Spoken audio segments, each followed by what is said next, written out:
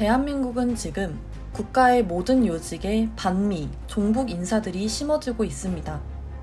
오늘 이 영상에서는 국정원장, 국무총리, 행정안전부 장관, 그리고 대통령에 이르기까지 지금 내정된 인물들이 어떤 사람들인지, 왜 우리가 경계해야 하는지 있는 그대로 알려드리겠습니다.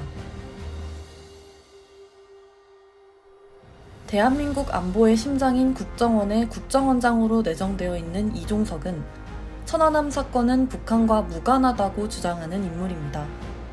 천안함 피격 사건, 다들 기억하십니까? 2010년 3월 26일 오후 9시 22분, 백령도 서남방 해상에서 경계작전 임무 수행 중이던 천안함은 북한 잠수정에서 발사한 중어뢰에 피격되었습니다. 중어뢰가 폭발하며 만들어진 버블제트가 위쪽으로 솟구치며 모든 내부 구조물이 휘어진 채 두동강으로 쪼개져 버렸고 104명의 승무원 중 46명이 전사해 시신도 찾지 못한 정말 충격적이고 슬픈 사건이었습니다. 이후 천안함 잔해물을 인양하면서 어뢰 추진 동력 장치가 발견됐는데 이것은 북한이 2002년 수출용으로 만든 북한 어뢰의 설계 도면과 완벽하게 일치했고 어뢰 추진부 뒷부분 안쪽에는 1번이라는 손글씨가 한글로 쓰여 있었는데 2003년에 발견한 북한 훈련용 어뢰에 쓰인 방식과 유사했습니다.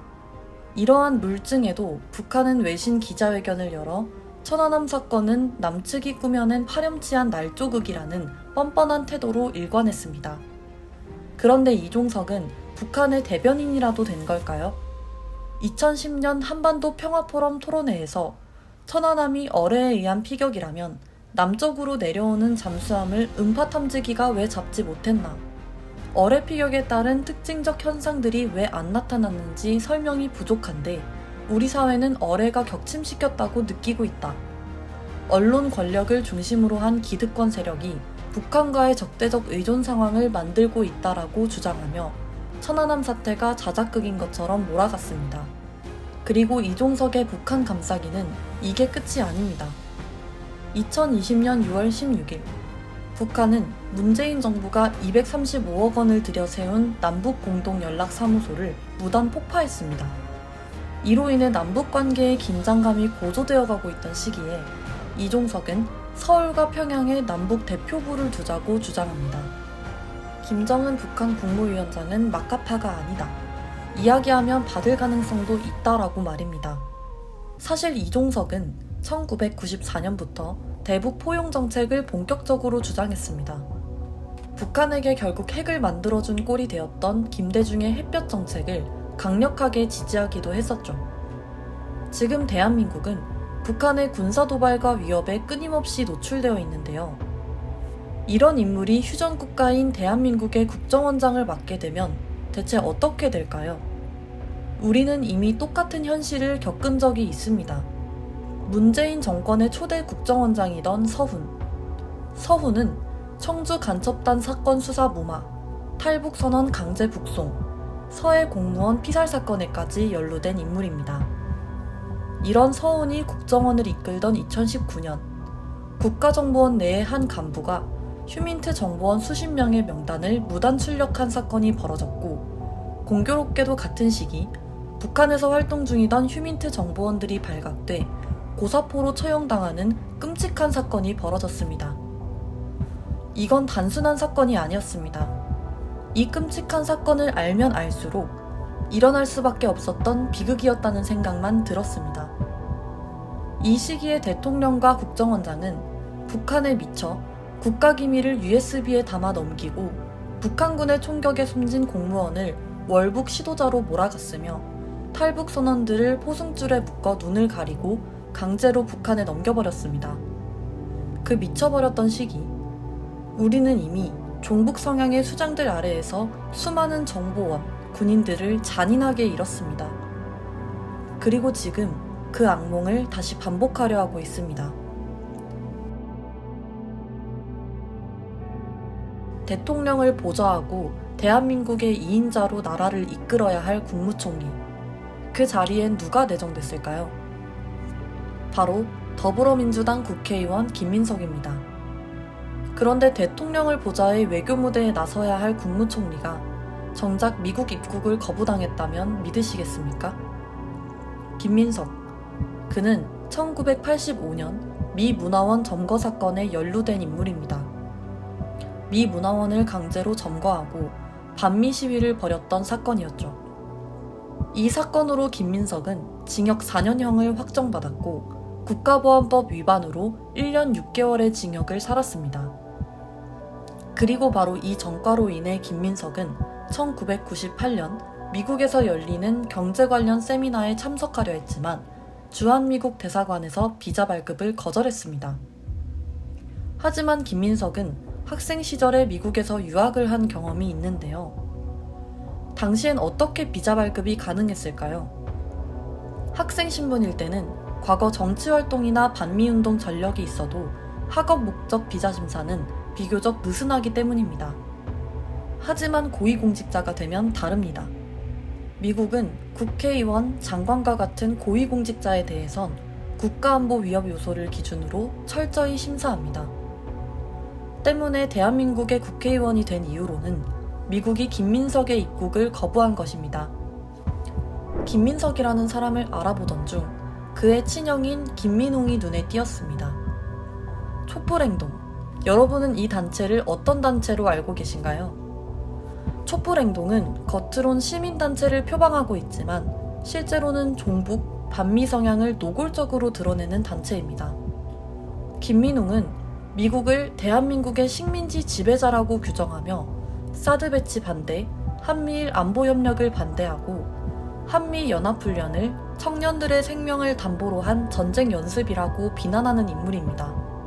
뿐만 아니라 촛불행동은 2022년 이태원 참사 직후 퇴진이 추모다, 국민이 죽어간다라는 구호를 내세웠는데 충격적이게도 이 구호는 국정원 조사 결과 북한이 민주노총에 전달한 선전 선동 문구와 일치했습니다.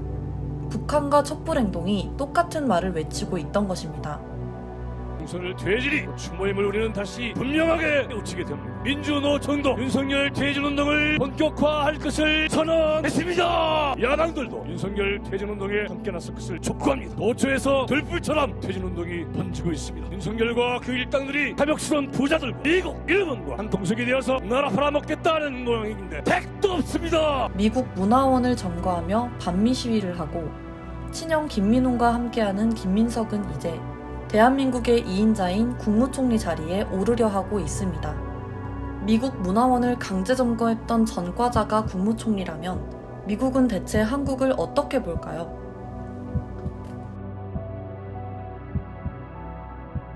경찰을 지휘하고 통제하며 국가의 치안과 통제를 맡는 행정안전부 장관 자리에는 드루킹 여론조작 사건의 핵심 인물로 실형을 선고받았던 김경수가 유력하게 거론되고 있습니다. 드루킹 여론조작 사건이란 드루킹이라는 닉네임을 쓰는 정치 파워블로거와 민주당 관계자들이 공모해 네이버 기사 댓글을 조작하는 매크로 프로그램 킹크랩을 사용하여 1년 동안 1억 건 이상의 댓글 조작을 벌였던 사건입니다. 이들은 19대 대선에서 문재인을 당선시킨다는 목표 아래 댓글 여론조작을 감행했습니다. 당시 경남지사였던 김경수는 드루킹과 텔레그램을 통해 메시지를 주고받으며 조작 지시까지 내린 정황이 드러났고 김경수는 드루킹 댓글 조작 사건의 공범으로 인정되어 징역 2년 실형이 확정되었었죠. 그런데 이게 끝이 아닙니다. 김경수는 1989년 북한의 사회주의 체제를 찬양 홍보하는 책자인 북한 바로 알기 자료집을 제작한 혐의로 구속됐고 1991년엔 이적단체 민족해방활동가 그룹의 핵심 조직원으로 활동하여 또다시 국가보안법 위반으로 징역형을 선고받았습니다. 이번 정부의 인사기준은 국가보안법 위반 전력과 북한 찬양이 필수 조건이라도 되는 걸까요? 이런 인물이 경찰청을 지휘, 감독하는 행정안전부 장관 자리에 유력하게 내정됐습니다. 지금까지 알려드린 것만 해도 국정원장, 국무총리, 행정안전부 장관입니다. 그런데 문제는 여기서 끝나지 않습니다. 이제는 국방부 장관과 차관까지 군 출신이 아닌 민간인을 임명하겠다고 밝혔습니다. 저는 국방장관을 군인으로 해온 것이 관행인데 이제는 국방장관도 민간인으로 보임하는 게 바람직하지 않을까. 이 자리는 또다시 민주당 인사들, 나아가 종북 성향 인사들로 채워질 것이 분명합니다. 군을 사실상 무장해제하겠다는 것과 다름없죠.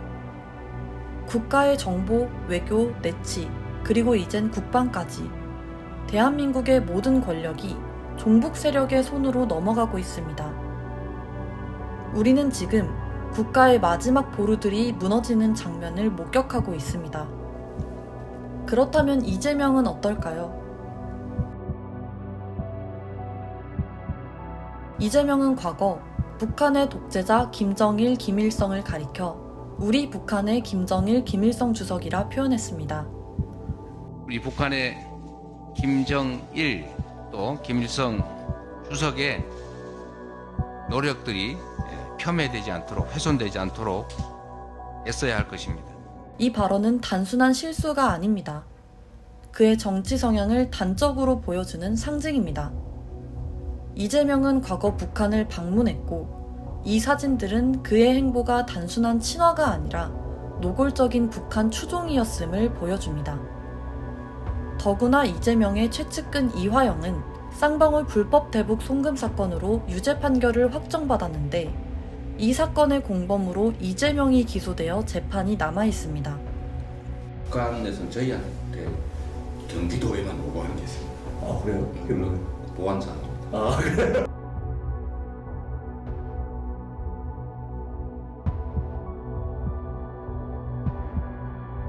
종북 성향의 국정원장 이종석, 반미운동 전력의 국무총리 김민석, 여론조작, 뇌물수수 범죄자 김경수, 민간인 출신 국방부 장관 차관, 대북 송금을 저지르고 부정선거를 저질러 당선된 이재명.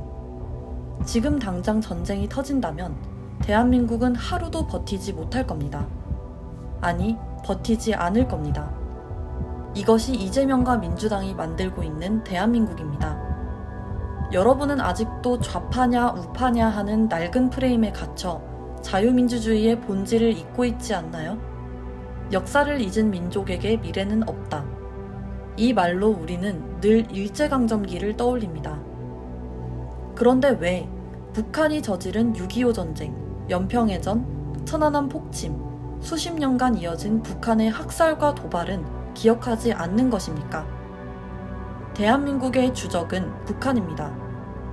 그 사실을 외면하는 순간 대한민국의 미래도 함께 사라질 것입니다. 아니, 우리가 아는 대한민국은 이미 사라지고 있습니다.